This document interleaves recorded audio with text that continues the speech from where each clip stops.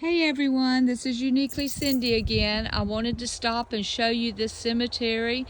I almost didn't see it. It's just a little plot of land that sets back off the road. You can see the road there. I'm on 301 West here in North Carolina. And it doesn't look like a family cemetery. There are a couple of veterans out here, one from World War II, and then here's one here from World War I. And several of these graves that I talked about in one of my other videos that has the names of the funeral homes on the bottom of the stones. And a lot of these are almost etched out. And the sun's so bright, I don't know if you'll be able to see them. Some of you answered me in my last video telling me that you thought that these were graves that the funeral homes just went ahead and laid the people to rest and put their stamp on the top slabs. So I'm not sure, but if you have any other ideas, because these just look like vault tops to me with the person's name etched into them. This is the funeral home, and then up here you can see that just looks like the names were etched into it and the dates. These is 1882 date of birth and 1902 date of death. And it's a cute little cemetery just stuck in the middle of nowhere. If I hadn't turned my head when I did, I wouldn't have even seen it. I'm going to take you down because on this little patch of woods right here is another one. So we're going to walk down there and look at it real fast. It's a beautiful day. I've been on the 301 yard sale. I'm going to show you some of that in a little while as far as things that I found today. Usually when I hit the 301 yard sale, I go from Rocky Mount to Smithfield in that area. Today I decided to go from Rocky Mount to Weldon and Roanoke Rapids and all. Little bit disappointed. Of course, this is the first time I've gone on a Friday, and it could be because of it being Friday, because there really was not that much out. I am going to get up in the morning, Lord willing, and go the other direction, and I'll show y'all at the end of the day. I was going to film it as I went, but it was just way too much stop and go, stop and go. I'm trying to be careful here because I do not have on my snake boots, and I am in the woods, or at the edge of the woods, and it is hot today. Hopefully they're all sleeping. And here, there's a railroad track right behind these, and the other ones, but these are closer to the railroad track. And it's just, to me, it was an unusual place to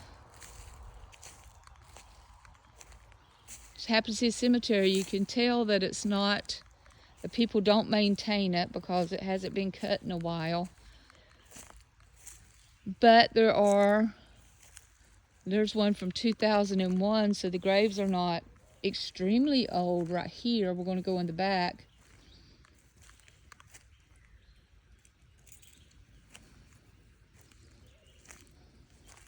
And probably, maybe 25 are buried out here. This is from the 19s.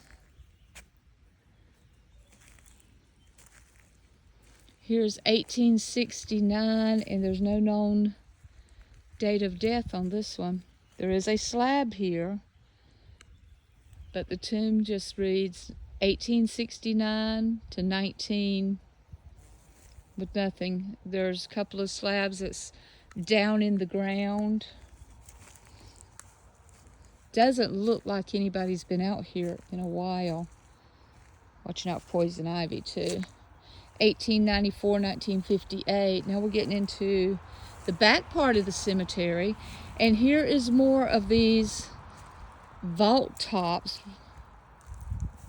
with the funeral homes' names on the bottom.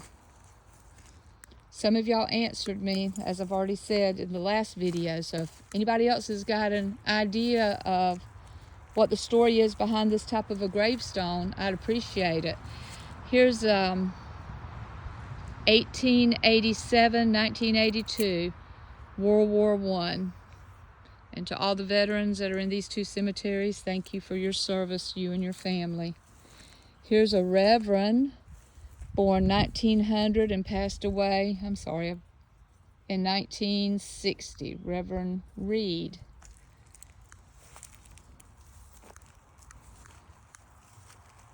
And I don't think we're going to be able to read anything on this one. I need to get me a flashlight so I can read. Sometimes there's one of the graves over there with the vault top on it. Sometimes with these older graves like this, if you take a flashlight and shine it sideways onto the gravestone, you can read the gravestone. This could be a pretty peaceful little cemetery, but there really needs to be grass cut now. There's graves back here that appear to have no marker. That's a funeral home marker, 1971. Here's another one, and it's just a slab and somebody's inscribed a name on it, Georgia Freeman. Get a closer shot for you. That was hand done. Here's another one that was hand done. See if we can get closer for you. Looks like the last name on that's Harris. There's no dates on these. Come around the back of this one.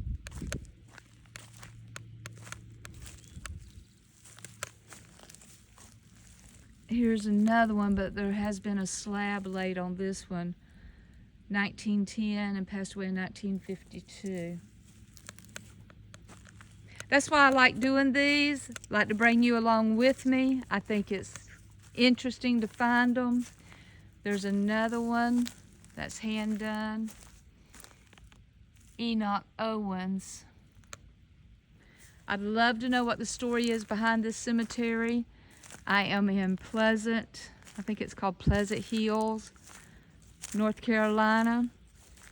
Highway 301 West. When I get home, I'll see if I can do some research and find out something. And if I can, I'll let you know. In the meantime, y'all have a blessed day.